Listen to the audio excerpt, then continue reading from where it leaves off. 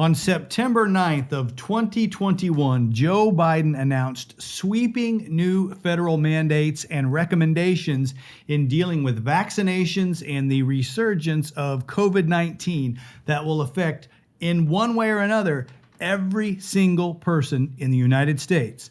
How will it affect you? Well, you're about to find out.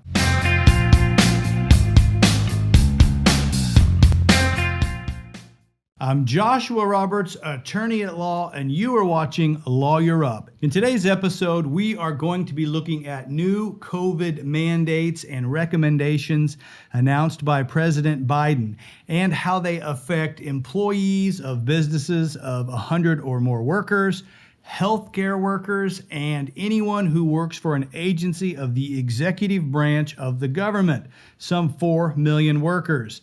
We're also going to look at the present state of masking and vaccine mandates in public schools, in public arenas and stadiums, and with public transportation. We're going to talk about all of that in today's episode. If you enjoy the episode or you learn something, hit that like button for me. If you got a comment or something to say, put it in the comment sections below. If you haven't subscribed, do so you can keep up to date on all legal topics. And remember, I love it when you guys share me on social media. In his most forceful pandemic action to date, President Joe Biden on September 9th of 2021 ordered sweeping new federal vaccine requirements that could directly affect as many as 100 million Americans in an all-out effort to increase COVID-19 vaccinations and to curb the surging Delta variant. The reason for the new measures is clear. The once booming economic recovery is showing signs of flagging amid the Delta surge.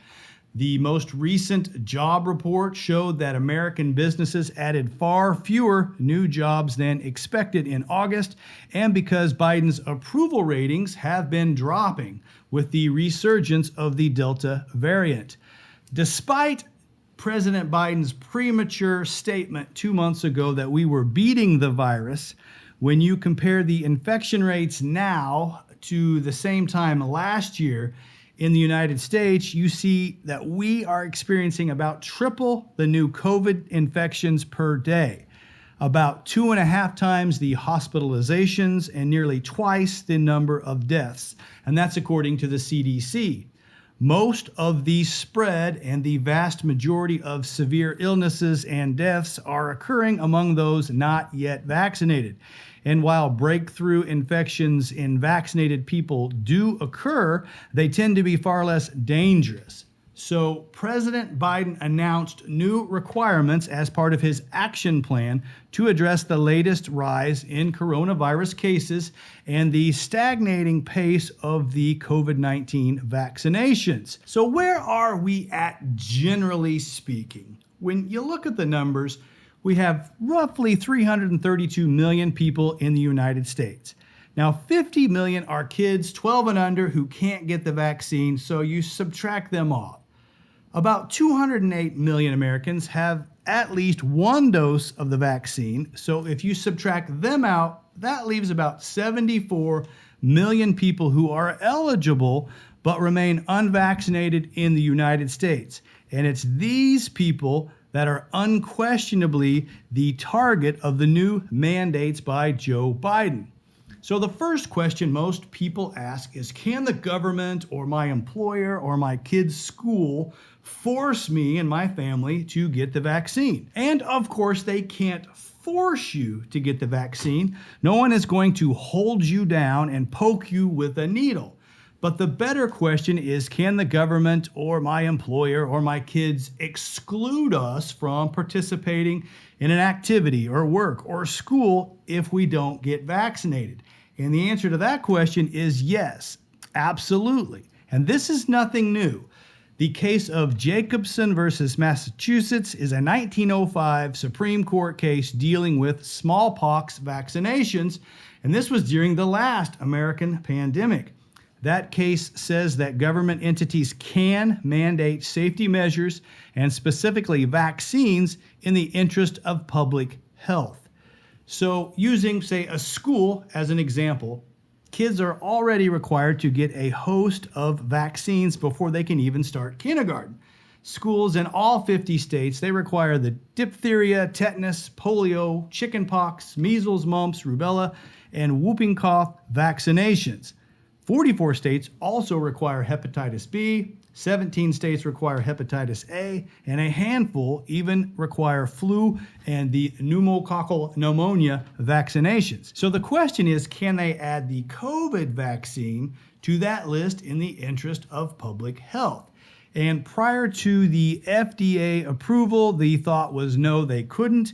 However, now that Pfizer has full FDA approval, the answer has changed in the legal community to probably yes for those aged 12 and up. And we have seen the Los Angeles School District, which is the second largest in the nation with over 650,000 students. They have in fact mandated vaccines for all eligible students and staff. Now, will there be exceptions? Well, sure. There will be exceptions for people who can't get the vaccine due to medical reasons. There will be exceptions for people who won't get the vaccine due to religious reasons. And other people will say, well, what about my constitutional rights? Well, there are lots and lots of constitutional rights, but being free from a public health mandate is not one of them. It's not a constitutionally protected right. So these mandates are de facto legal. Now, that doesn't mean that there won't be pushback, because Republican leaders and some union chiefs as well say that the Biden initiatives have gone too far in trying to muscle private companies and workers into vaccinations. And we have seen governors from South Carolina, Florida, Texas, and today in Missouri promise to take actions, which is a sure sign of legal challenges to come to these mandates. But at the end of the day, unless the Supreme Court were to change its position, which it could, these mandates will be held as legal. So now let's turn and look specifically at what is in Joe Biden's new executive orders. Now, number one, the new order mandates that all employers with more than 100 workers require workers to be vaccinated or test for the virus weekly. And it is estimated that this will affect about 80 million Americans.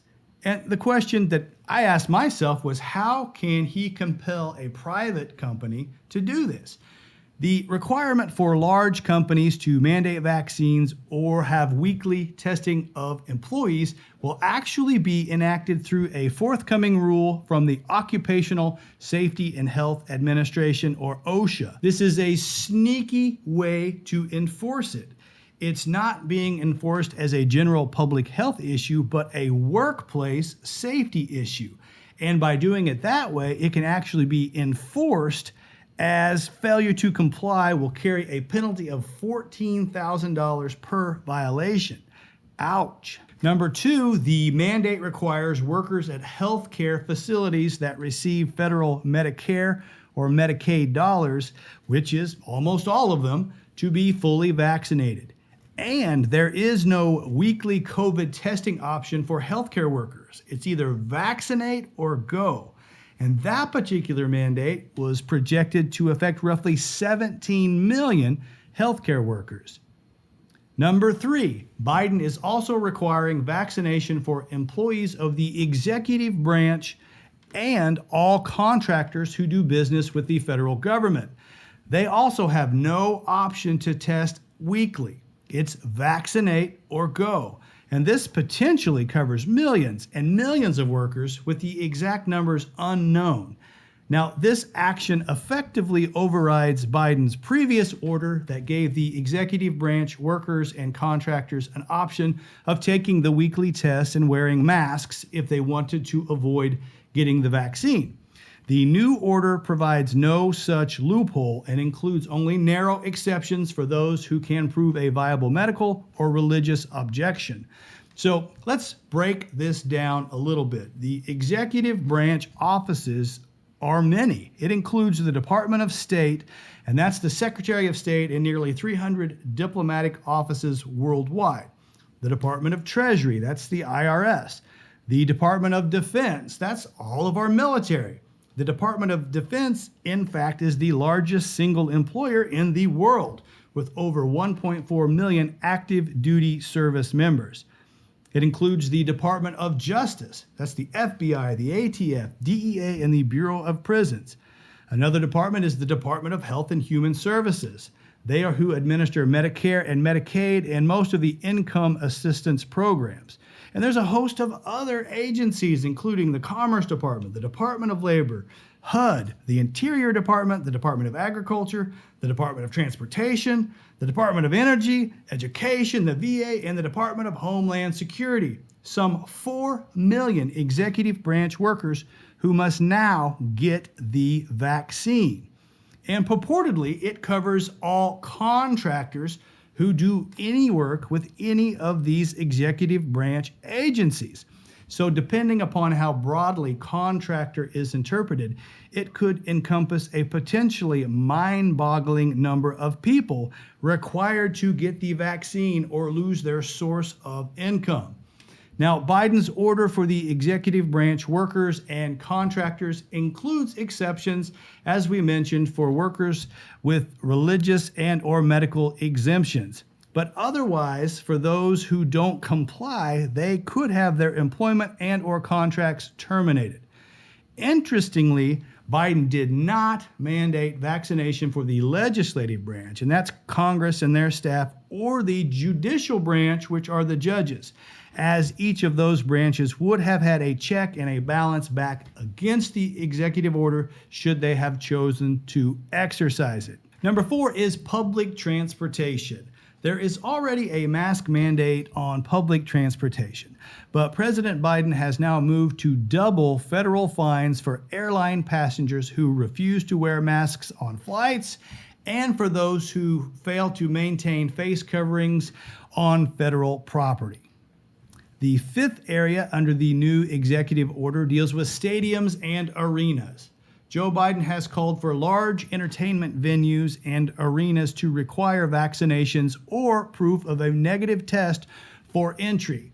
Now, this is not a mandate. It is only a recommendation. So individual sites can choose how they operate. Of note is with the start of the NFL season is that the Las Vegas Raiders, the Seattle Seahawks, and the New Orleans Saints are presently requiring proof to enter their stadiums. The 6th area deals with education. President Biden is recommending and encouraging masking and COVID-19 vaccine requirements in all public schools and university campuses, but he is not mandating it. So each school can still choose how they wish to proceed. Some schools have already made the move. As I noted, the Los Angeles Board of Education voted to require all students 12 and older to be fully vaccinated to be able to attend the nation's 2nd largest school. Of note is that while generally vaccines remain unmandated in public schools, the Department of Health and Human Services will require vaccinations for employees and eligible students in the Head Start programs, as well as schools ran by the Department of Defense and the Bureau of Indian Affairs. This will affect some 300,000 individuals. And there were a couple of other recommendations in Joe Biden's speech and in his executive order. Although not mandated in workplaces of less than 100 employees, the White House hopes to strengthen the federal stance that will inspire more smaller private businesses to follow suit and require employees to get vaccinated as a condition of employment. But again, it's not required with employers of less than 100 employees. Biden has also urged fully vaccinated people to get their booster shots as soon as they are eligible, which is typically about 8 months after their 2nd dose, even though this 3rd shot remains a controversial topic for a variety of reasons. Biden announced that the government will work to increase the supply of virus tests and that the White House has secured concessions from retailers, including Walmart and Amazon, to sell the at-home testing kits at their cost. They had been sold with about a 35% markup, but now you're going to be able to get them at Walmart and Amazon's cost, which is beneficial for everyone. So that is the episode. It is significant in the history of the battle against the coronavirus and COVID-19 that President Biden has moved from his stance originally, which was kind of encouraging people to get the shot. He acted like, hey, I'm Grandpa Joe, and why don't you get the Fauci ouchie and play along with everybody else? To where we are now, he's not asking, he's telling. And obviously it's going to create a great deal of turmoil within the United States. What is your opinion on these mandates and this topic? Put it in the comment section below. If you've enjoyed the episode, if you've learned something, do me a favor, smash that like button for me. And like I said, if you've got something to say about this topic, and I know you do, put it in the comment sections below. Subscribe if you haven't done so already. And remember, I love it when you guys share me on social media. That is all for today. I'm Joshua Roberts, attorney at law, and you've been watching Lawyer Up. Send lawyers, guns, and money.